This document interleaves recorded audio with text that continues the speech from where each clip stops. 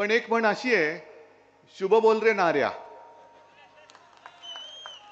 आता मी येतो म्हटल्यानंतर कसे येतात बघतो, मी येऊन उभा आहे, परत कसे जातात बघतो.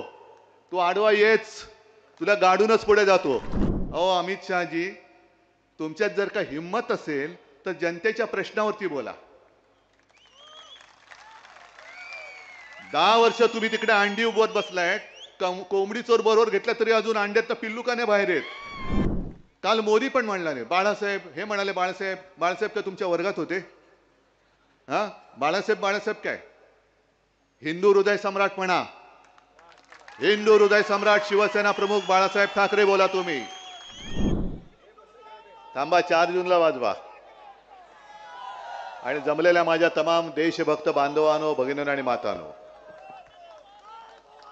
संपूर्ण महाराष्ट्रभर फिरतोय आणि कोकण तर माझ्या हक्काचं आहे. रत्नागिरी आहे, सिंधुदुर्ग आहे, तुम्ही सगळी माझी आपली माणसं आहेत. तुमच्या समोर भाषण काय करू आणि तुमच्या समोर प्रचार तरी कशाला करू? कारण आपलं नातं हे मोदी शानसारखं नाहीये, बहुत पुराना रिश्ता. खरंच आमचा बहुत पुराना रिश्ता आहे. फटाके थांबवा ना आता. आपलं खरंच बहुत पुराना रिश्ता आहे. फक्त हात जोडून एक विनंती करतोय की उद्याच्या 7 तारखेला विनायक राऊतांच्या मशालीचं बटन दाबून मुंबईमध्ये आपलं जे काही काम आहे 20 तारखेसाठी ते करायला तुम्ही सगळे मुंबईत आले पाहिजेत.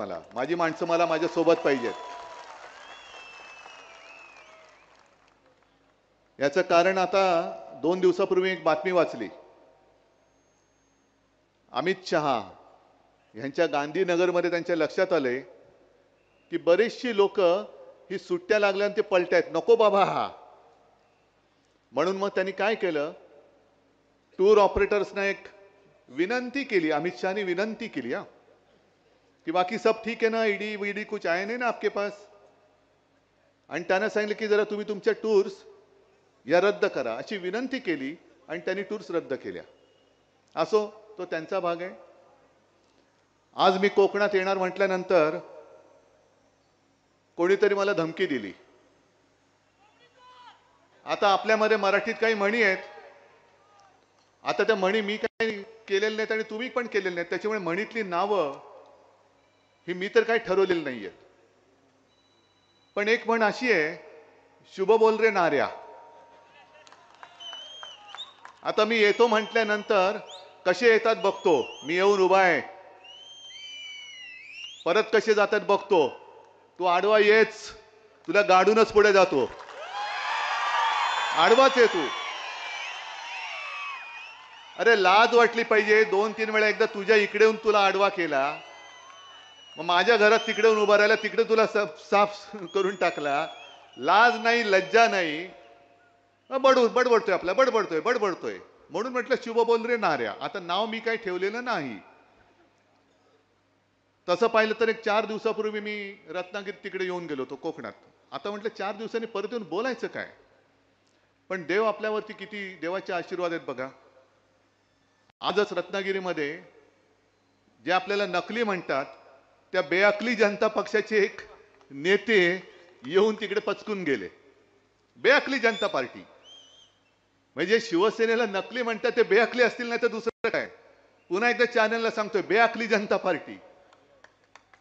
आज हा नवीन शब्द दिलाय, कारण आजपर्यंत मी भेकड जनता पार्टी म्हणत होतो, काही लाज वाटायला तयार नाही. भाकड म्हणत होतो, काय लाज वाटत नाही. कमळाबाई म्हटलं, आता बेअकली म्हणतोय. आता बची किती बाराखडी म्हणायची यांच्यासाठी. याच्या बाराखड्या म्हणजे येतात मला,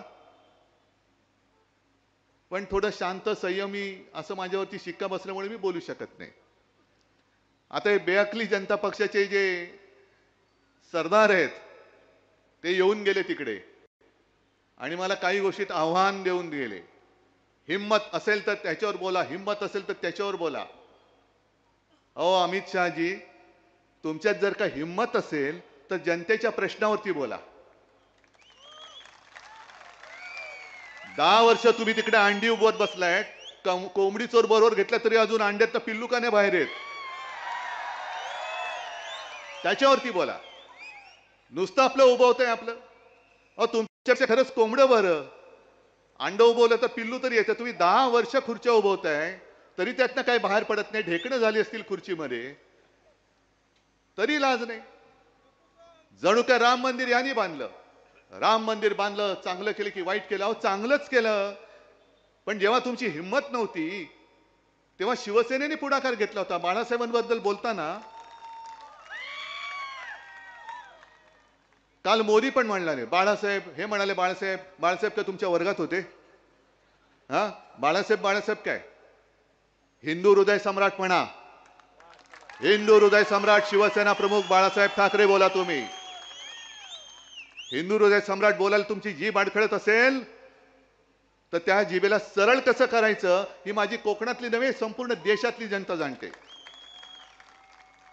पण राम मंदिर वरती बोला. बोलतोच ना, राम मंदिर आम्ही तुम्हाला पाठिंबा दिला. मी मुख्यमंत्री होण्याच्या आधी सुद्धा गेलो होतो, मुख्यमंत्री झाल्यानंतर सुद्धा गेलो.